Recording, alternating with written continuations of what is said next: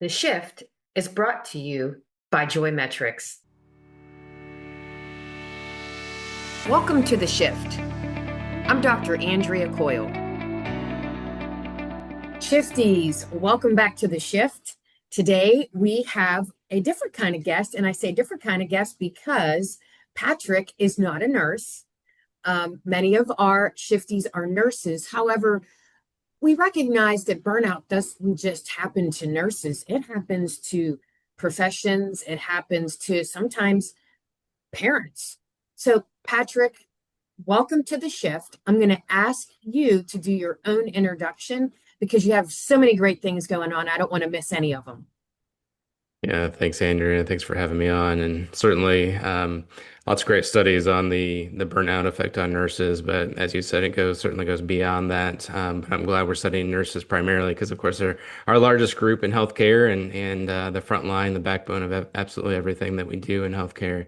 Um, yeah, my experience in healthcare was as a department director. I led our spiritual care department, our advanced care planning department, hospital volunteers. I was the chairperson of our ethics committee for a large health system, including all the way through the pandemic and everything. Yeah, my story, man, I loved doing what I was doing in healthcare.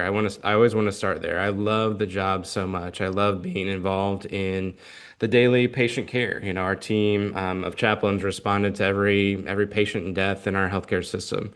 And so we did that year in and year out. And it's such important work. I mean, nurses know the the value, I guess maybe that's the right way to say it, the value of being with a patient and with families at the time of death and how important that is. And we were uniquely gifted to have that be one of the primary things that our department did. So we had done that in our department for like 60 years, before the pandemic. So we were very used to doing that across 9 different hospitals, so a large volume. But then, of course, like everything else in the pandemic, that volume shifted, and so we started responding more and more patient deaths during the COVID-19 pandemic.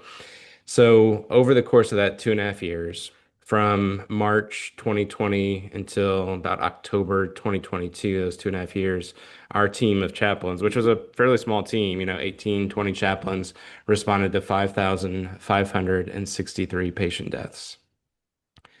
And, like I said, we'd done this forever, but the volume and, of course, the context of everything in the world, but certainly the context of inpatient healthcare changed significantly during the pandemic. And so, that was one of the big experiences that was happening for me during the pandemic. The other side was serving as the ethics chairperson. Medical ethics, as nurses all know, medical ethics is complicated even in good times. And of course, the pandemic wasn't a good a good time. And so things were very heavy and complex and complicated there. How do you decide when to close your doors to visitors? How do you write policies about what kind of code do we perform on an active COVID patient, to make sure we're protecting our nurses, but also providing the sort of care we want to provide for our patients, et cetera. Some of those complications certainly escalated during the pandemic. And so I would say, that led to working long hours, lots of emotionally fraught things, moral distress for all of us, certainly for me personally as well. But then and you'll appreciate this, I think, Andrea, that mixing in the final ingredient for me before I got to a place of burnout was having the first unsupportive leader that I'd had in my years in healthcare. I'd had lots of great leaders through the years, but during that heavy time, I'd say about half the pandemic, I had a leader who was really great, and then he accepted a role outside of our organization and moved into a situation where I was reporting to a leader who was a good person, but just not very supportive for me. And so that really pushed me over the edge. So by the fall of 2022, I was in a bad state. My mental health had declined. Found myself in our ER and experiencing atrial fibrillation, experiencing AFib for the first time in my life. It was stress induced. My electrophysiologist told me about 6 months later, he said, I can actually diagnose why you had AFib. And it was because it was atrial, or it was vaguely mediated. So it was your vagus nerve was just so, raw at that point that it actually threw your heart into rhythm, out of rhythm. So I ended up in the ER of my own hospital, about 4 floors down from where my office was in our department. And they said, you know, what we do for patients like you is we cardiovert you. And so back to your point, Andrea, about myself not being a clinical person. I knew I had heard that word before, but I couldn't say for sure what that word meant. And so I asked the physician, I said, what does that mean? He said, we're going to shock you. And I mean, I was wide awake. I wasn't having a heart attack. I wasn't having any pain. I'd seen, you know, I'd probably seen 200 code blues at least at that point. So I knew crash carts. I knew, you know, the interventions that were provided, et cetera. I just didn't think I was a candidate for one of those. But I apparently I was. And so we had a conversation and he said, usually we sedate people and float you along, you know, so you don't really remember this or feel it. I decided that I wanted to remember it. I'm still not sure exactly why I made that decision at that time, but I said, I think I'd like to take it without sedation. And I said, do you ever do that? And he said, well, usually people aren't awake enough to ask me that question, but when they are, no, they don't usually take it without sedation. So, conversation with the nurses. Of course, you know, when you're in the ER and you're a coworker who's usually coming down in a suit and tie, you're one of the suits that comes down to the ER.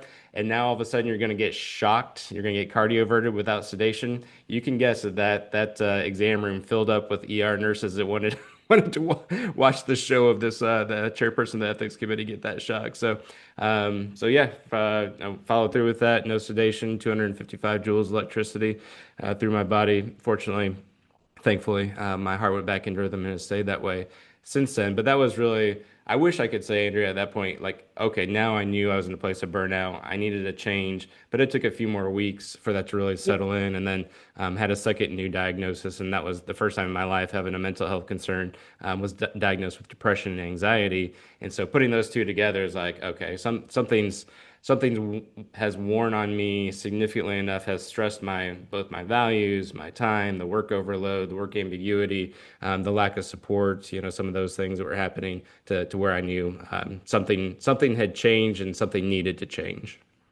So let's unpack a couple of things you said. There was a lot that was said, but I'd like to unpack two things. The first one is recognizing the burnout, because I'm a burnout survivor. And, you know, often in healthcare, no matter what the role is in healthcare, we just keep going. And sometimes Yeah. because we keep going, we can easily make excuses or ignore how we're feeling. And I remember um, one of my burnouts is I started having panic attacks. And what was happening is my blood pressure was going really, really high. And I thought, you know, there's high blood pressure in my family.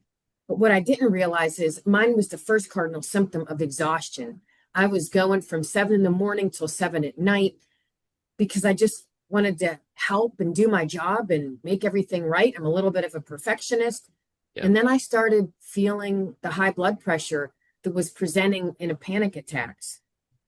And then what happened was I transitioned over to the cynical and critical.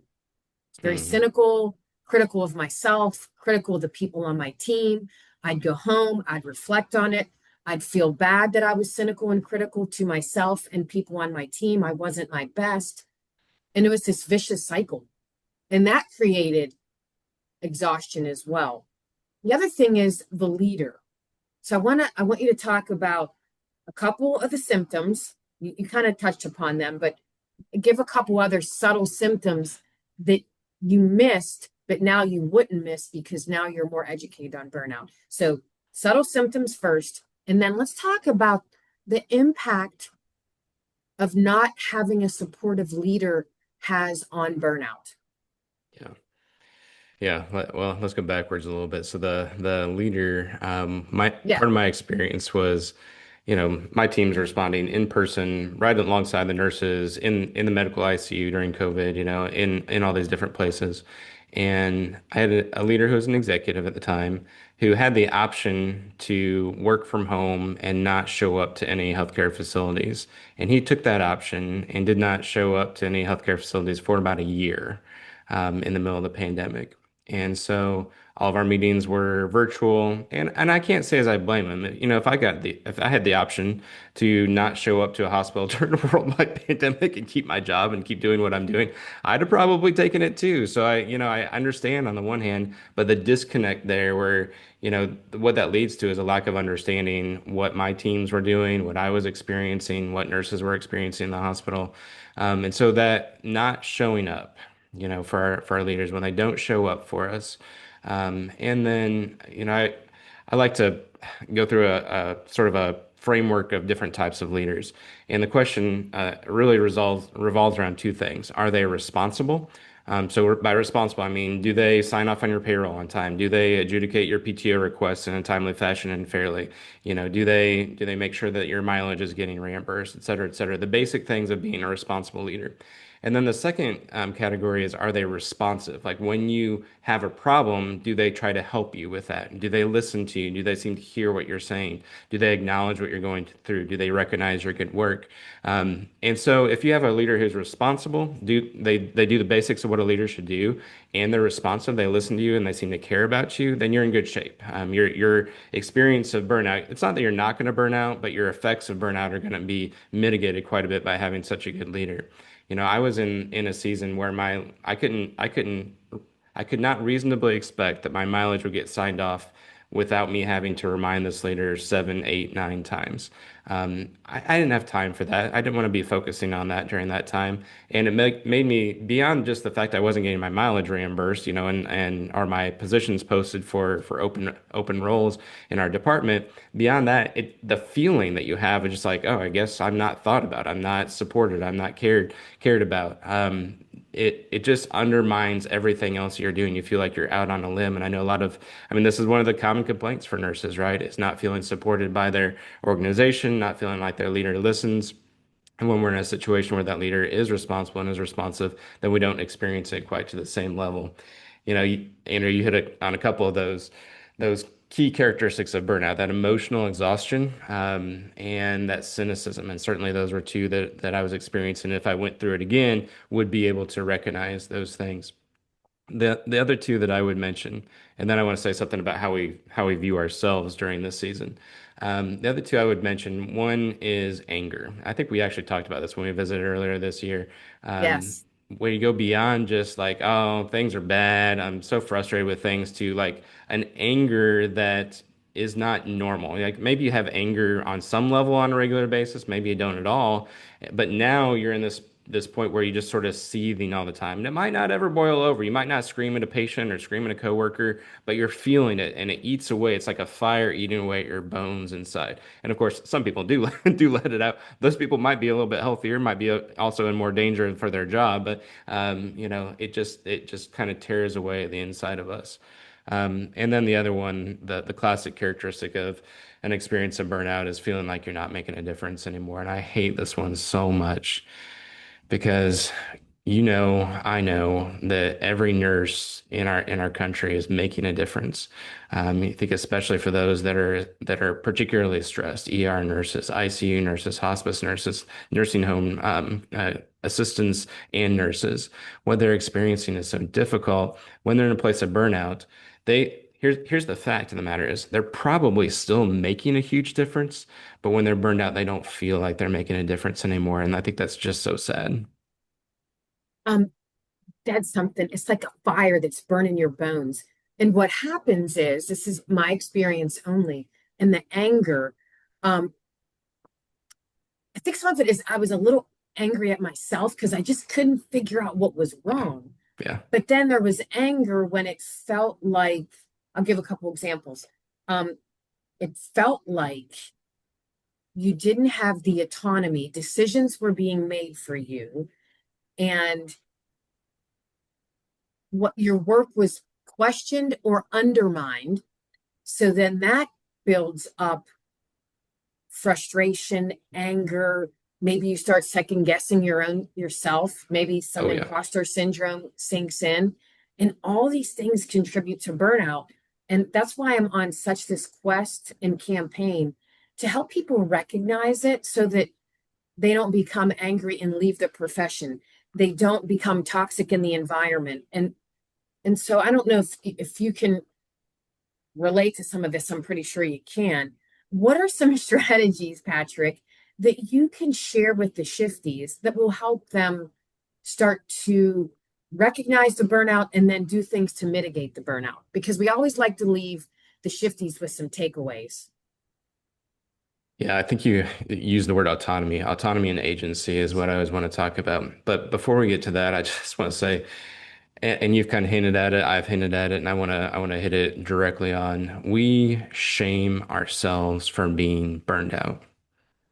When we beat ourselves up, I should be like you said it. You said the same thing that I felt. You articulated it perfectly. I should be able to figure this out.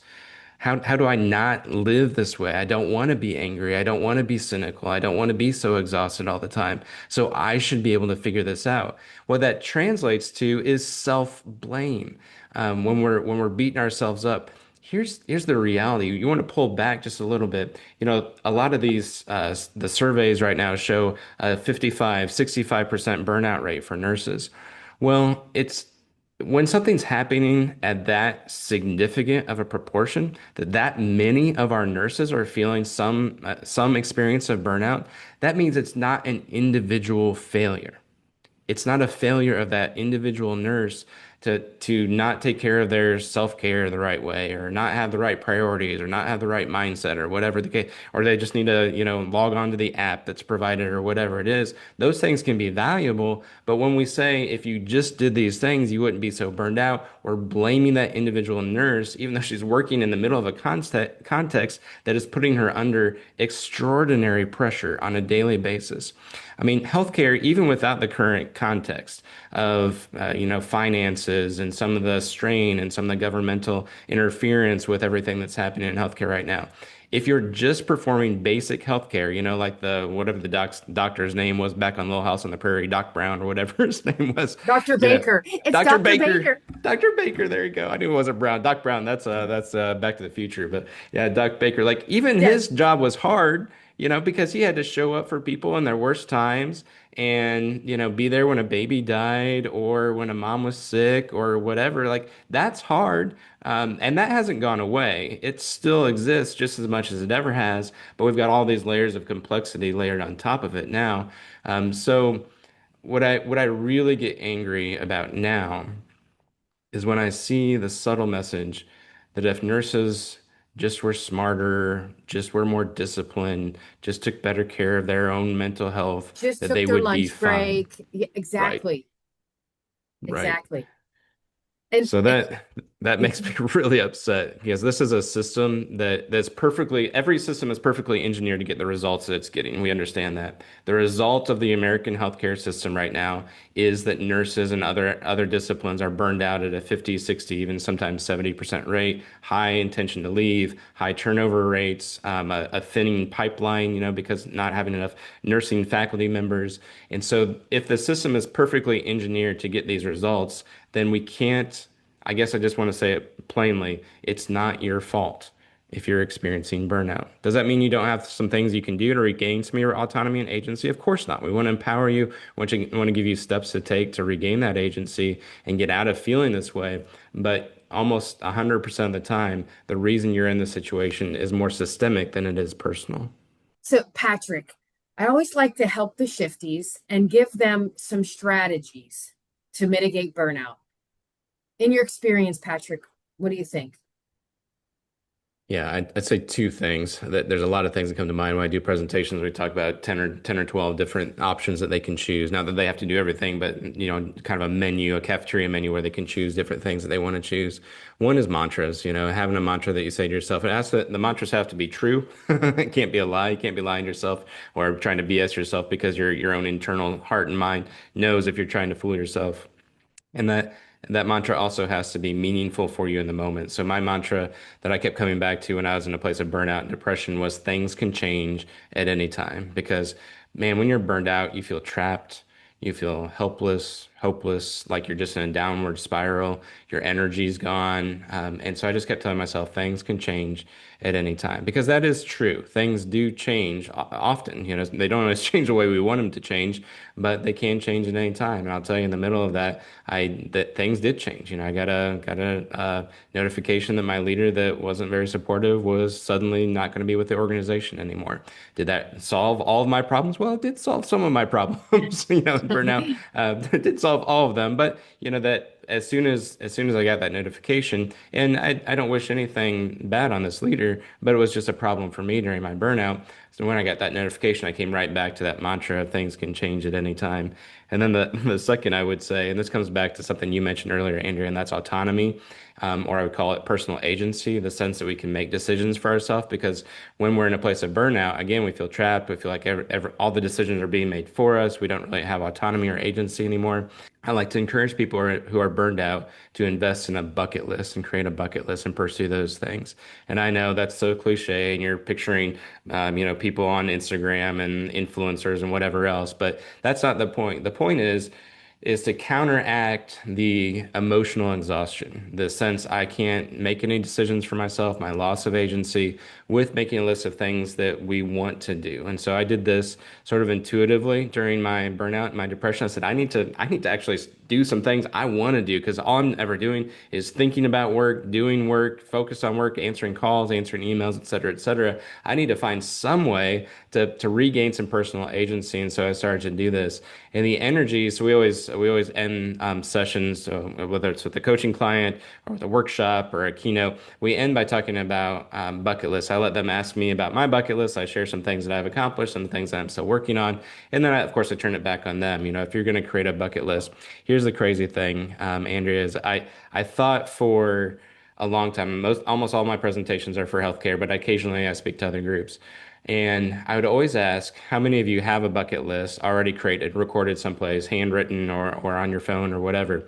And when I'm talking to a group of healthcare coworkers, physicians, nurses, clinical social workers, that rate, I would see those hands go up was always about 5% of whatever room I was in. About 5% would say, yes, I've got a bucket list.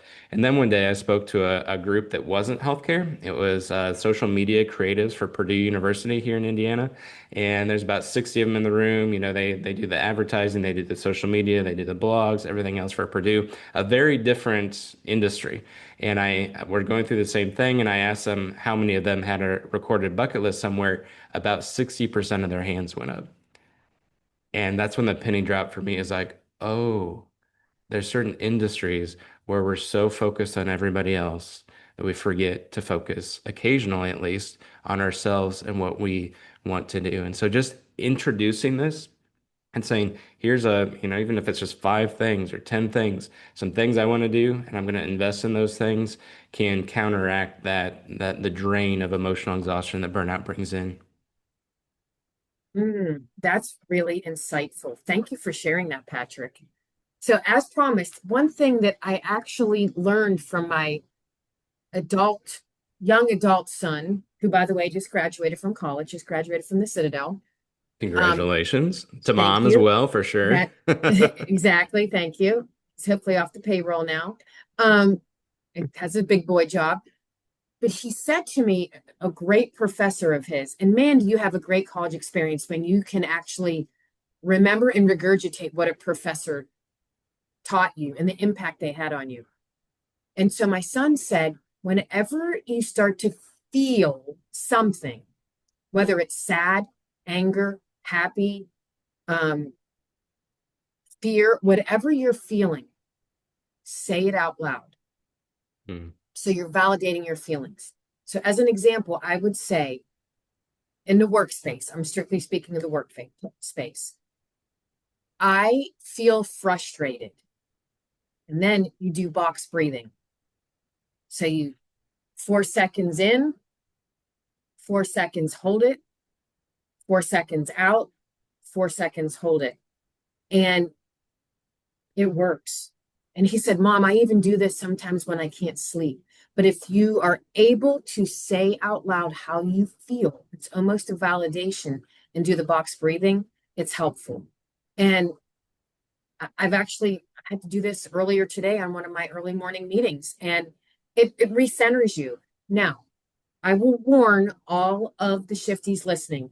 What I just said, what Patrick just said, that does not mean that these are the silver bullet, because they're not. A lot of it is, to your point earlier, Patrick, is internal, getting to know yourself and identifying this in yourself is helpful. So, Patrick, as we wrap up this episode, I want to thank you for all your work in this space. I want to thank you for your vulnerability in saying that you were diagnosed with depression and anxiety. Same with me. And I was burned out. And now I have some tools and strategies to help me balance everything that life throws at you. Because life's not easy. We know that. Yeah, for sure. And, I think if there's one thing I can leave with everybody, it's hard to reckon. You mentioned going through burnout twice and the way that you could recognize it differently the second time around. It's hard to recognize. For that reason, I've made a really quick, simple screening online. It's just called myburnout.test.com, myburnout.test.com. And it's a 6-question screening. It's not going to diagnose you with anything, but it gives you an idea of what your burnout risk is right now.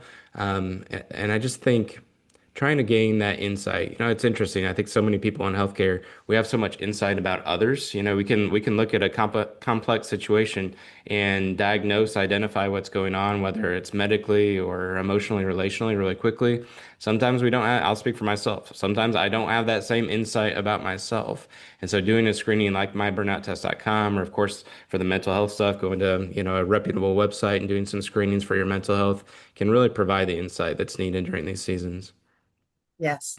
So, Patrick, thank you so much for joining me today. I appreciate your insight. I'm sure the shifties do as well.